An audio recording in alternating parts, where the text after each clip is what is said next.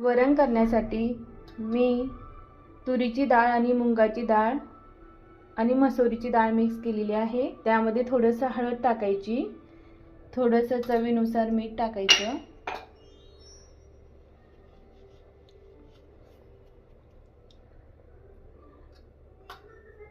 नंतर थोडंसं तेल टाकायचं,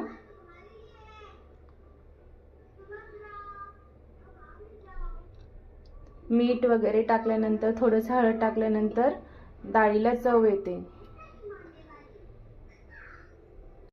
आपण आता कढईमध्ये तेल टाकलेले आहे। आपण आता मोहरी टाकणार आहोत। तेल गरम होऊ द्यायचे थोडेसे, नंतर जिरे,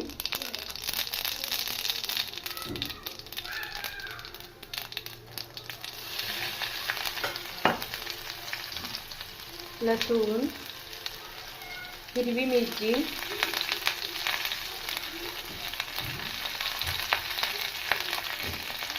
थोडीशी कोथिंबीर, थोडंसं टोमॅटो, याला थोडंसं हलवून घ्यायचं।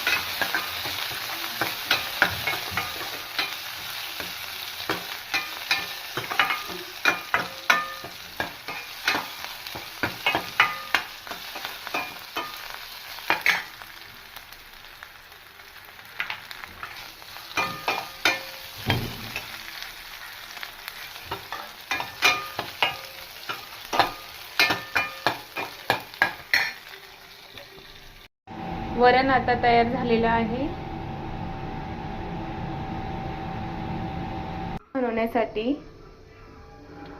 गव्हाचे पीठ आणि मकाचे पीठ मिक्स केलेले आहे।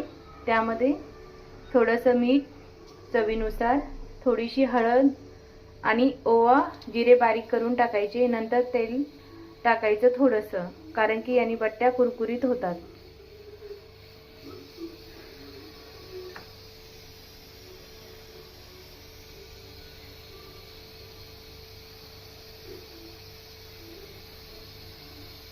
हे बघा, आपलं आता बट्टीचं पीठ विसून झालेलं आहे।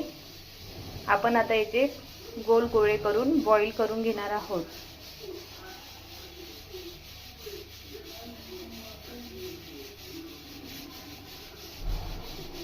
हे बघा, अशा प्रकारे आपण बट्ट्या उकडून घेतलेल्या आहे। बट्ट्यांना आता ब्राऊन कलर येईपर्यंत तळून घ्यायचं। आपल्या बट्ट्या आता रेडी झालेल्या आहे। आपलं वरणबट्टीचं ताट तयार झालेलं आहे। या सगळेजण जेवायला।